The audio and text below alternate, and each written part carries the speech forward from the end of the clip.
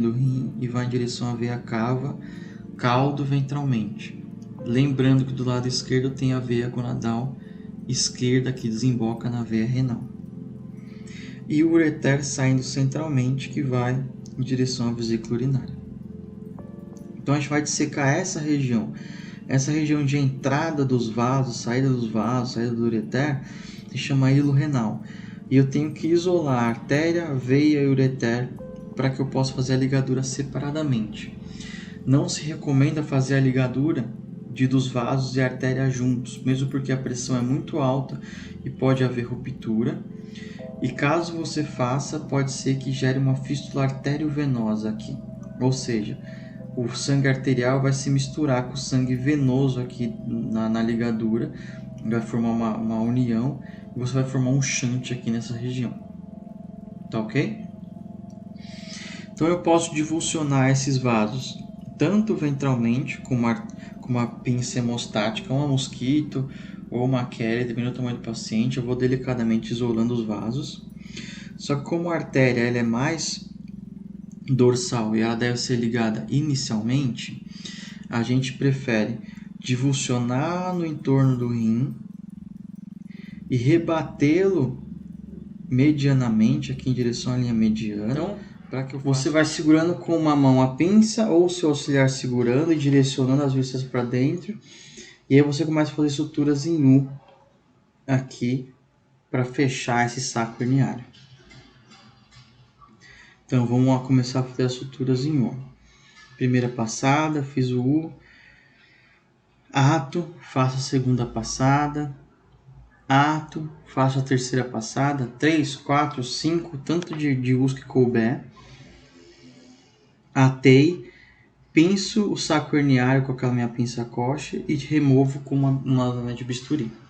Na hora que eu remover o saco herniário, vai ficar assim, ó, a minha cirurgia. Ou seja, agora sim eu consigo visualizar um pouco melhor as estruturas que estão aqui em volta. Eu consigo ver, eventualmente, aqui o nervo pudendo passando, o ramo da glútea caudal, tá ok? E aí, nesse beicinho que ficou, já que a sutura em U ela é uma sutura de evaginação, eu faço uma sutura do tipo simples contínua. Em todos esses momentos, eu uso um fio não absorvível de diâmetro 2 zeros ou 1 zero, tá?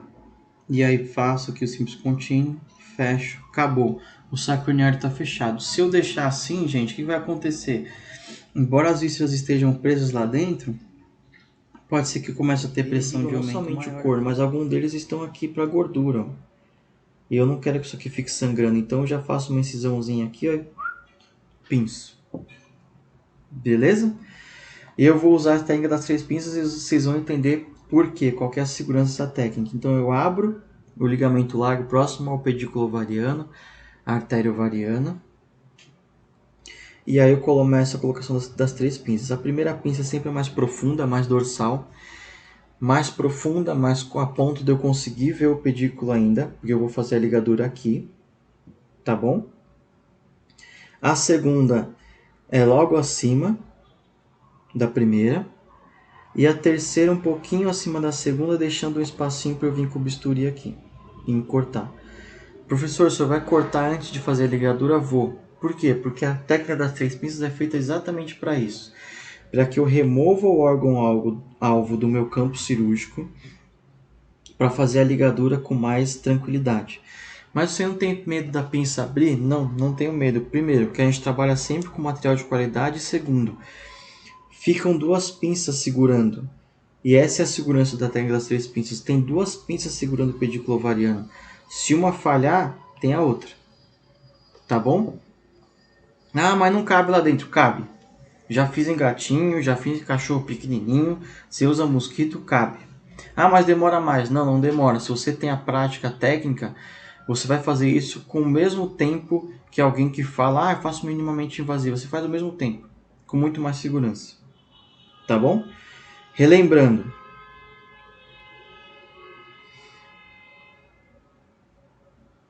Vamos relembrar o passo a passo aqui. Incisei o ligamento largo. Primeira pinça mais profunda. Segunda pinça logo acima. Terceira pinça um pouquinho mais longe da segunda e pelo corpo esponjoso da uretra. Ou seja, vai haver um sangramento que não é tão importante assim, mas vai sangrar, é natural, já que o pênis ainda continua sendo nutrido pelas artérias profundas do pênis lá na sua origem. Então esse sangramento é normal.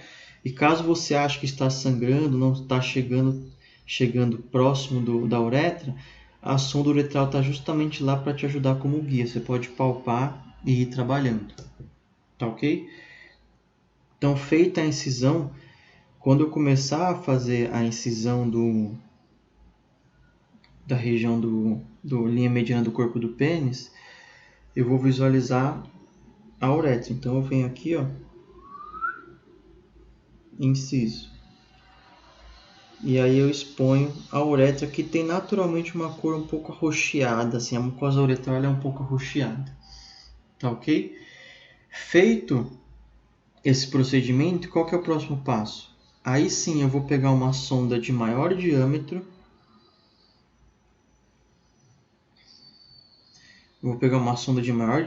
Vou tirar aquela sonda que me serviu de guia que estava aqui dentro, lembra?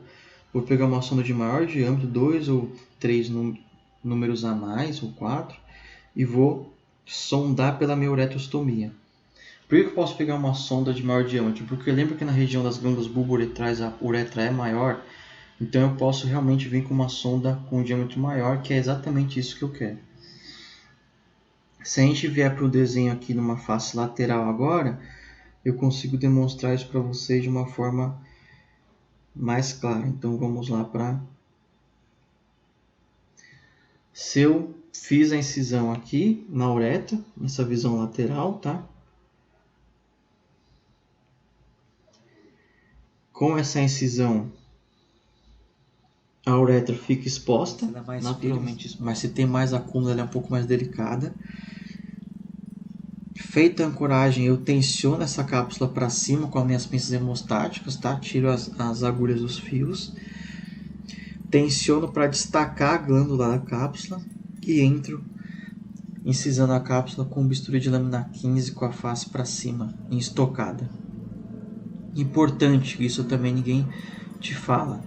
Durante a cirurgia, pode ser que durante essa perfuração da cápsula, da passagem da agulha ou perfuração da cápsula, drene já saliva aqui, ó.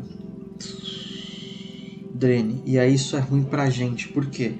Primeiro, que eu perco um pouco de referência anatômica, porque essa bexiguinha se tornou murcha e a glândula pode ter sido decomposta pela própria saliva, tá? Segundo, eu espalho tecido líquido salivar aqui no meu campo cirúrgico, que é completamente inflamatório e reativo e pode gerar a formação de seroma e inflamação no meu pós-cirúrgico. Por isso que sempre no final da cirurgia a gente lava bem essa região com solução fisiológica morna para retirar o máximo de saliva que puder, drena bem com o aspirador para poder evitar o máximo de reação. Tá ok? Feita a incisão na cápsula, expande a incisão com a Metzenbaum para eu ver bem a cápsula. Ela aparece mais um pouquinho para mim. Eu disseco um pouco esse início de cápsula e já prendo a glândula, o tecido glandular em si, o que tem dele, com uma pinça Allis, tá?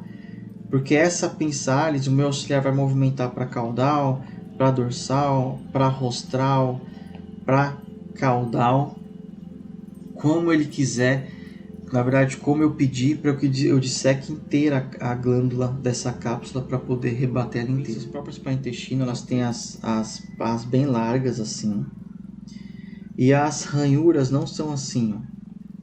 Não são transversais, elas são longitudinais. Além disso, as duas pinças, as duas pás, elas não fecham completamente na hora que você trava a cremalheira. Elas sempre deixam um espaço, permitindo que gere pouco trauma no intestino. Então a gente vai colocar as pinças Doyan na porção do intestino que vai ficar. Se eu tiver 4 Doyan, eu também coloco na porção do intestino que vai embora. Senão eu coloco uma pinça Kelly ou Crilly reta, porque eu vou fazer a incisão aqui, ó. Um detalhe muitíssimo importante que não é falado em livros e só lembra disso quem opera. Quando eu for colocar a pinça, eu tenho que tomar cuidado para pôr ela um pouco mais distal da onde eu fiz a ligadura, porque eu vou ter que utilizar esse espaço aqui, ó, para fazer a minha sutura. Se eu coloco a pinça muito próxima aqui, eu não tenho bordo para fazer a sutura. Além disso, eu gerei um bordo sem vascularização, então eu sempre deixo a pinça mais distal e deixo essa irrigação aqui ativa para facilitar minha cicatrização dos dois lados, ó. Essa circulação aqui ainda está preservada, ela vai continuar os bordinhos sangrando na hora que eu tirar essa pinça doendo. Isso facilita tanto o meu ato de rafia, de cólon rafia, tá? Quanto epigástria cranial. Pedir para o meu auxiliar mais uma vez colocar as ales e elevar o tecido mamário para me facilitar a vida. Vou passar a pinça, colocar o fio, puxar o fio, cortar o fio, separar o fio, atar os nós e cortar entre as ligaduras. Tá ok? Uma dúvida que alguns alunos têm: professor, é passível que essa artéria e essa veia adentrem o abdômen, tanto na caudal quanto na cranial, caso eu faça uma incisão muito rente? É difícil, porque a aponeurose da musculatura abdominal ventral é muito fixa à adventícia da artéria, tá? Então é difícil, não é comum, eu nunca vi escapar, e anatomicamente ela é difícil disso acontecer porque há uma junção da parede da artéria com a aponeurose da musculatura abdominal. Então isso aqui é emissível, então ela não desce. Tá ok? Feita a ligadura da artéria epigástrica cranial superficial, o que aconteceu? Agora sim eu posso afirmar que a mama inguinal está sem vascularização, a mama abdominal caudal está sem vascularização, a mama abdominal cranial está sem vascularização, ou 90% da vascularização dela já foi, porque agora só existe os ramos perfurantes da artéria torácica interna irrigando as mamas torácicas. 45 graus dorsalmente, depois em ângulo de 45 graus ventralmente. Por que eu vou fazer assim? Porque a minha intenção é formar uma cunha, que a gente vê aqui no detalhe. Eu quero que o meu bisturi ele entre 45 graus para que eu forme uma cunha no palato. Qual que é a intenção dessa cunha que eu vou formar no palato com o meu bisturi em ângulo? Primeiro dorsalmente, depois ventralmente. É formar uma boquinha para que na hora que eu suture, essa boquinha fique fechadinha, perfeitamente colabada. E aí, se eu não fizesse essa cunha, eu ia fechar assim o tecido, ó. E essa região do tecido ia ficar sangrando, certo? Que é completamente horrível para o meu paciente, então quase que inviabiliza o ato, tá ok? Então tem que fazer a incisão em cunha com o bisturi, delicadamente. E aí no final da incisão aqui, se eu quiser tirar uma pontinha só, um fiozinho que faltou, eu posso vir e usar a tesoura de Metzenbaum. Mas se eu conseguir cortar tranquilamente, eu não preciso usar a tesoura, eu vou só com o bisturi. Se for o caso, eu dou uma finalização ali com a Metzenbaum. E se vocês repararem no desenho, o que acontece? Eu não cortei tudo, né? Eu não vou cortar tudo de uma vez. Eu vou fazer de forma coordenada e paulatinamente. Eu tiro um pouquinho de tecido e venho suturando. Tiro um pouquinho de tecido e venho suturando. E aí vem com uma tesoura de Metzenbaum, pode ser curva caso você queira. E começa a dissecação, porque a parede da vesícula biliar, ela está aderida aos lobos hepáticos aqui, ó. Ela não está uma vesículazinha solta lá, ela está aderida aos lobos hepáticos que estão junto a ela, tá? E a gente vai delicadamente dissecando e desinserindo, fazendo toda a circunferência com a tesoura de Metzenbaum, sem pressa, tranquilamente, não é uma cirurgia de emergência, paciente não está morrendo na sua mão, você pode operar sem pressa, segurando bem delicado. Sangrou um pouquinho, que é natural, vai secando com gaze. Se você tem bisturi bipolar, você dá umas coaguladinhas aqui, para de sangrar bonitinho, e aí vai operando tranquilamente, tá? Eu vou dissecar até o ponto que eu vou erguer essa vesícula biliar, tá? E aqui, se a gente desenhar aqui, ó,